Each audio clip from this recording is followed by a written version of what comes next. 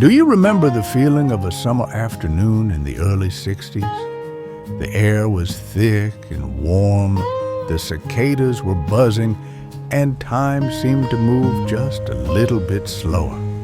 Back then, our world was defined by the simple pleasures, the neighborhood legends, and the moments that unfolded right in our own living rooms. Come with me for a moment. Let's drift back to 1963. It was a year of change, but also a year of simple refreshment. Do you recall looking for something to cool you down on those scorching days?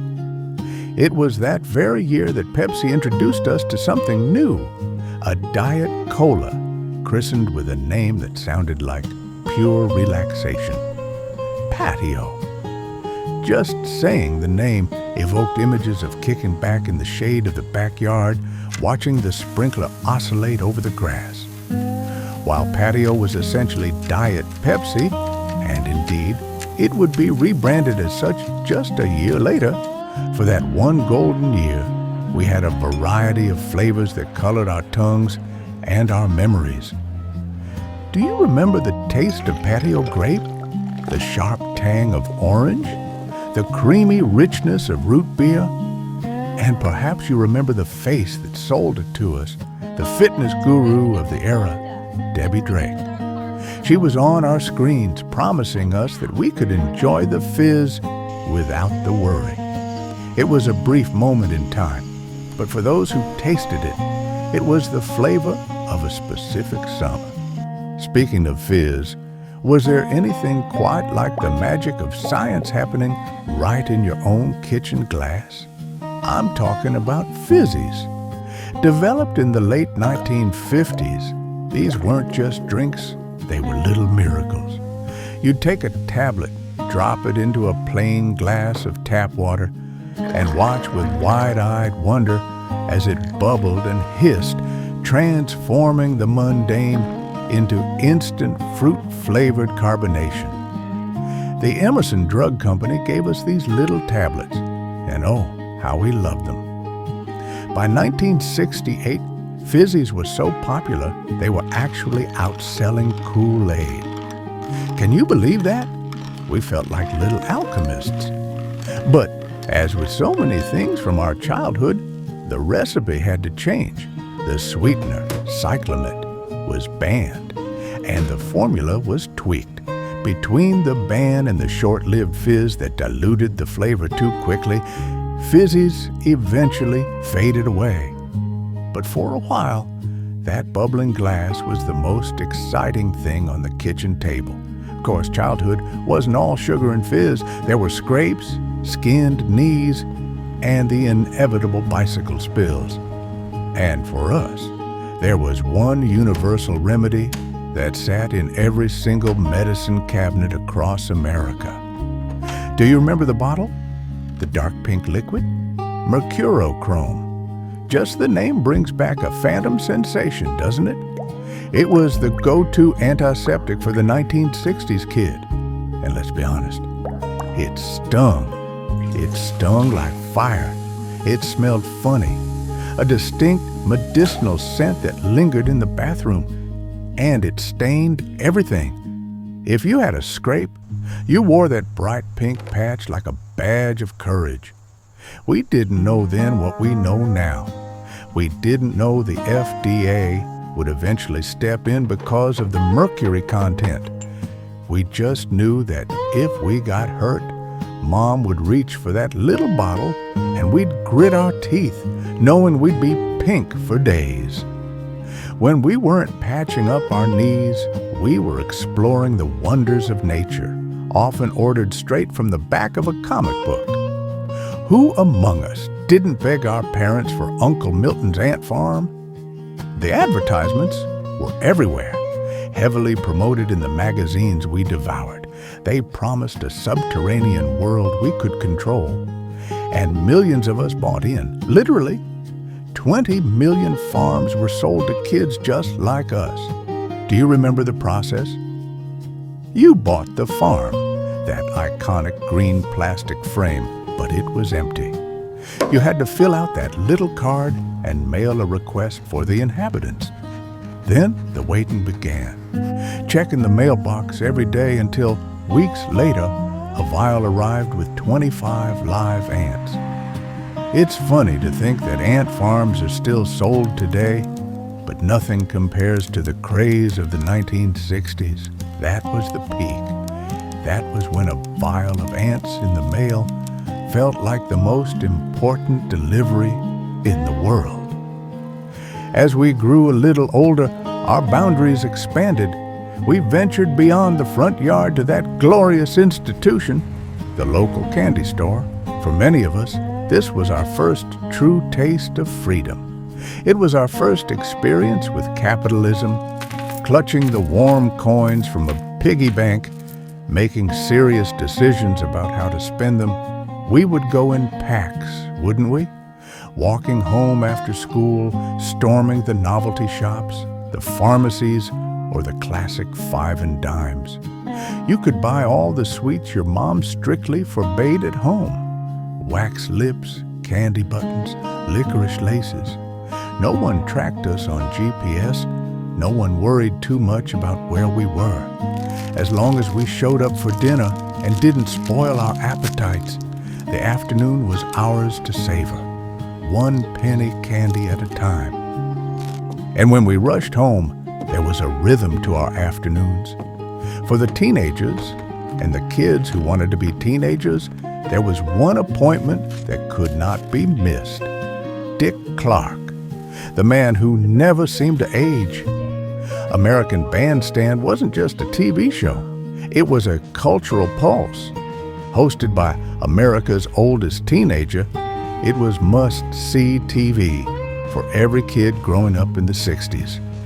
It was how we connected to the world outside our town. Think of the artists we met there for the first time. Smokey Robinson, Little Stevie Wonder, the dynamic duo of Sonny and Cher, the powerhouse that was Tina Turner. We didn't just listen, we learned. We pushed the coffee table aside and learned the locomotion. We learned the mashed potato. We watched the dancers on screen and tried to mimic their cool, feeling part of a nationwide dance floor. The excitement wasn't limited to music. In 1961, the tension was palpable on the baseball diamond. It was a summer of heroes. Even if you weren't a Yankees fan, you were watching Roger Maris and Mickey Mantle.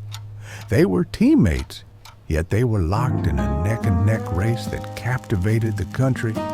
They were chasing the ghost of the great Bambino, Babe Ruth, trying to break his record of 60 home runs in a single season. Do you remember where you were on October 1st? It was the last game of the regular season. The pressure was immense. And then, crack! Roger Maris connected against the Boston Red Sox, number 61, a new record. It was a moment where time stood still, a statistic that became legend.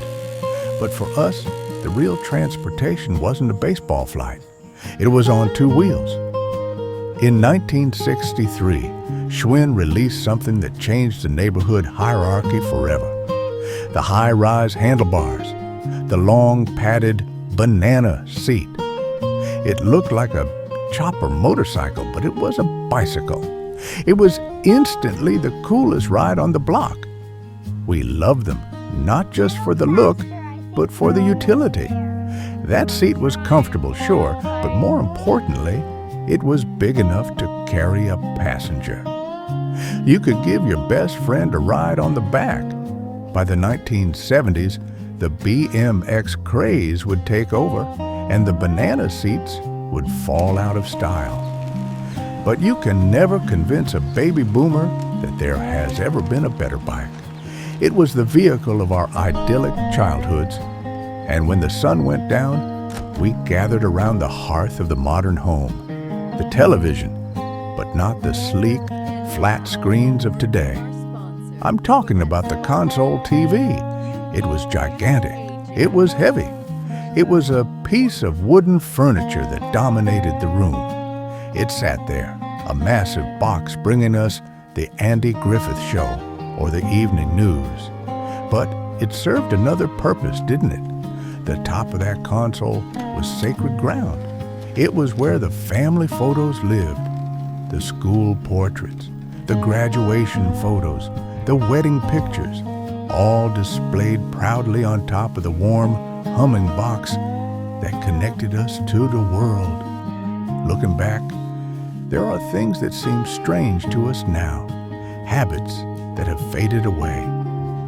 Think about the expectant mothers of the 1960s. It was a common sight to see a pregnant woman smoking a cigarette. We look back now with shock, but we have to remember the context. At the time, no one truly understood the damage. There was a silence in the medical community. There was a lack of research. Doctor-endorsed advertisements had mothers everywhere thinking it was completely fine, perhaps even soothing. We didn't know then that it increased the risk of miscarriages or contributed to low birth weight. It's a somber reminder of how much we've learned and how different the advice was in the days when smoke filled restaurants and living rooms alike. But then there was the noise, the scream that was heard around the world, the British invasion. In the 1960s, the Beatles didn't just arrive, they exploded. By 1964, when they landed on American soil, the world had shifted. 3,000 crazed fans greeted them at the airport. Can you imagine the sound, the sheer energy? They were whisked away to the Ed Sullivan Show, and nothing was ever the same. Walter Cronkite called it the British Invasion, and he was right. Within 2 weeks of their arrival, 5 Beatles songs were entrenched in the Billboard Hot 100, holding the top 2 spots.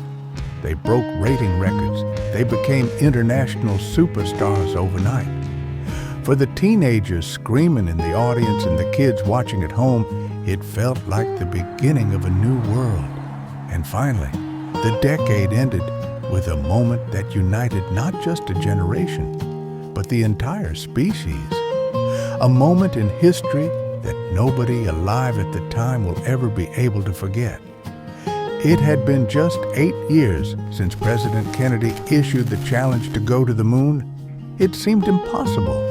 But then, we saw it. The Apollo 11 mission. The grainy black and white footage. The silence of the void. And then, the voice of Neil Armstrong. That's one small step for man. One giant leap for mankind.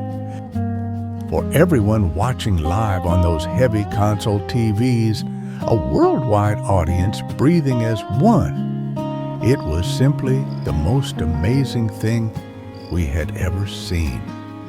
We looked up at the moon that night and knew that human footprints were there. It was a moment of limitless possibility. From the taste of patio cola to the footprints on the lunar surface, these are the threads that weave the tapestry of our shared past. I'd love to hear from you. Which of these memories hit home the hardest? Was it the sting of the Mercurochrome or the roar of the Beatles? Let me know in the comments below. Let's keep these stories alive together. And if you want to take more trips down memory lane with us, please gently tap that subscribe button. We have so many more memories to share. Thank you so much for watching and for remembering with us.